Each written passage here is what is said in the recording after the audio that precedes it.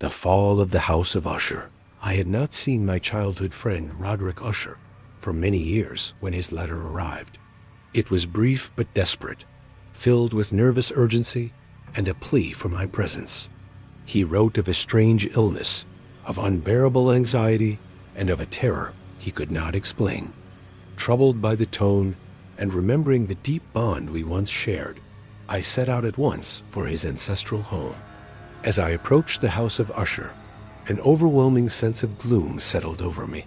The mansion stood beside a dark, still lake, its reflection stretching downward like a distorted mirror image. The building itself seemed ancient and decayed, its stone walls cracked, its windows like vacant eyes. A thin fissure ran from the roof down through the walls and into the ground, subtle yet unmistakable. Though nothing visibly moved, the house felt alive in a quiet, watchful way, as if aware of my arrival.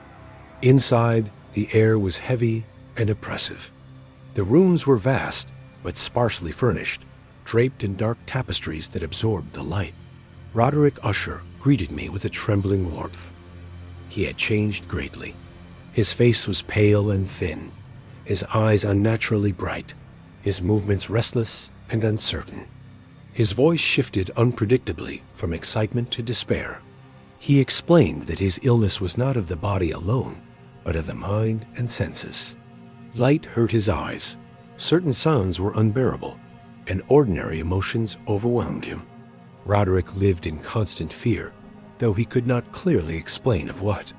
He believed the house itself had influenced his family over generations, shaping their minds and fates. The Usher family, he told me, had long suffered from a strange pattern: illness, madness, and death, often within the same bloodline. He and his twin sister Madeline were the last of their line. Madeline was gravely ill. She suffered from sudden fits that left her motionless and unresponsive, as if lifeless. Roderick spoke of her with deep affection, but also with terror, as though her condition reflected his own doom.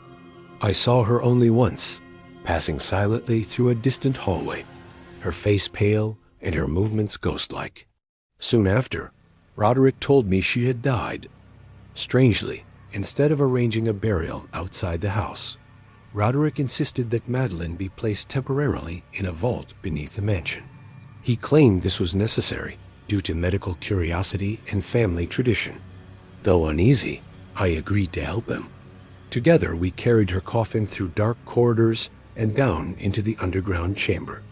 The vault was small and cold, with iron doors and walls that seemed to close in on us. Madeline's face was calm, but there was a faint hint of color in her cheeks that unsettled me. I dismissed the thought as imagination and sealed the vault. Days passed, and Roderick's condition worsened. He slept little and wandered the halls at night. His fear grew stronger, more specific, though still unspoken. He spoke of sounds in the house, faint echoes, creaks, and movements that seemed to follow his thoughts. He played music wildly on his guitar, his compositions strange and mournful, as if expressing a sorrow too deep for words. His paintings were equally disturbing, filled with shadowy shapes and impossible spaces. One night, as a storm raged outside, Roderick invited me to sit with him. The wind howled, and the rain struck the windows with violent force. To distract him, I began reading aloud from an old romance story, hoping the familiar rhythm would calm his nerves. As I read, I noticed something unsettling.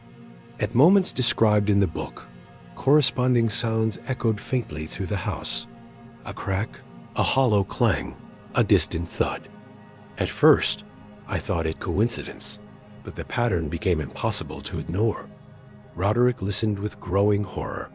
At last, he interrupted me, his voice shaking. He confessed that he had heard these sounds for days and believed they came from Madeline's tomb. He was convinced they had buried her alive. The realization, he said, had driven him to madness, and now she was coming for him. Before I could respond, a powerful crash echoed through the house. The doors burst open, and there stood Madeline, pale and bloodstained, her strength fueled by terror and desperation. She staggered forward and fell upon her brother. With a final cry, Roderick collapsed, and the twins died together, bound by blood and fate. Horrified, I fled the house.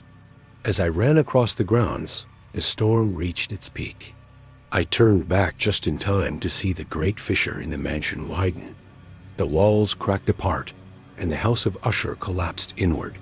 Stones and towers fell into the dark lake below, which closed silently over the ruins.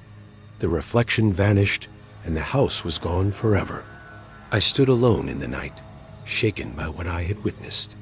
The end of the Usher family felt not only tragic, but inevitable, as though the house itself had waited for that final moment to claim its inhabitants.